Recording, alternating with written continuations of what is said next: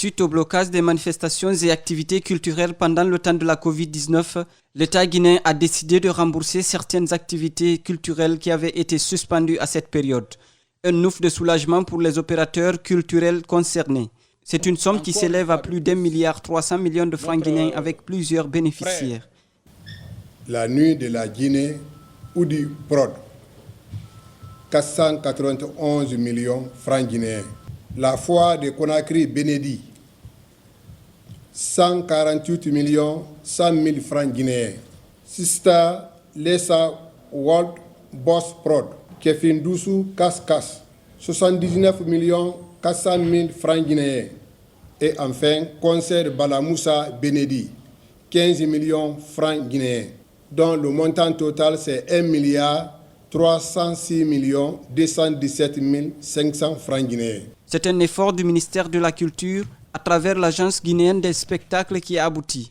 Ce cadre du ministère de la Culture exprime l'engagement de son département à toujours accompagner les acteurs culturels. Pas de confusion, nous voulons que les choses soient claires.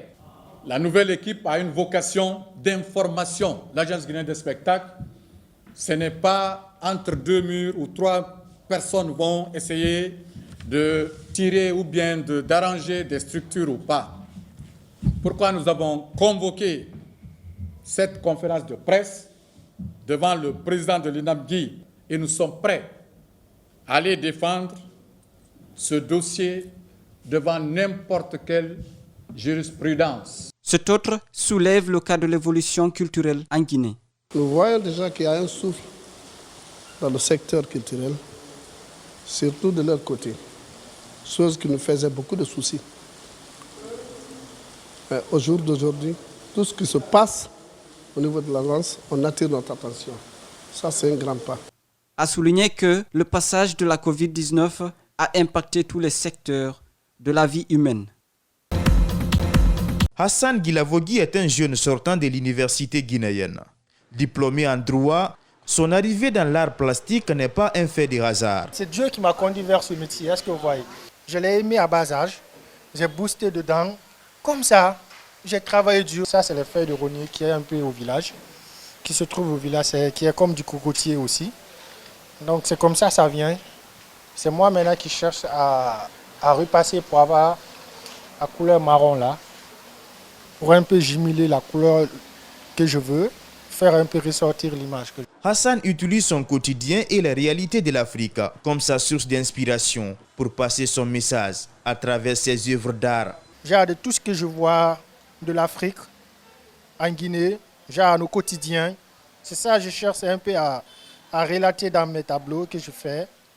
Tout est réel, nos quotidiens un peu, de tout ce qu'on traverse. J'ai une manière pour moi de faire sortir un peu l'image du pays. De par sa créativité et son originalité dans l'art plastique, plusieurs personnes tombent amoureuses de ses œuvres, mais aussi de son talent. Je dis mais vraiment c'est un gars qui a de l'avenir, il faut le soutenir. Par rapport à ça, j'ai dit ok, là, il faut l'accompagner. Les produits choisis en Guinée, les bois, les trucs artisanaux là, tu vois. Donc ça m'a beaucoup marqué. Grâce à ce travail, Hassan Guilavogui a pu faire quelques réalisations. Aujourd'hui, il a des ateliers dans lesquels le jeune artiste transmet son génie créateur aux futures générations afin d'assurer la continuité de son métier en Guinée. Quand les gens viennent, là, au premier départ, on me demande d'abord tu es guinéen. Vous voyez, moi, ça me fait mal. Pourquoi on me demande? Parce qu'on sait que les Guinéens ne sont pas un peu trop dans ça. Est-ce que vous voyez? Donc, c'est pour cela que je cherche à avoir des coins, apprendre des gens, agrandir un peu l'entreprise. L'objectif désormais de Hassan est de vendre l'image de la Guinée un peu partout dans le monde à travers ses œuvres.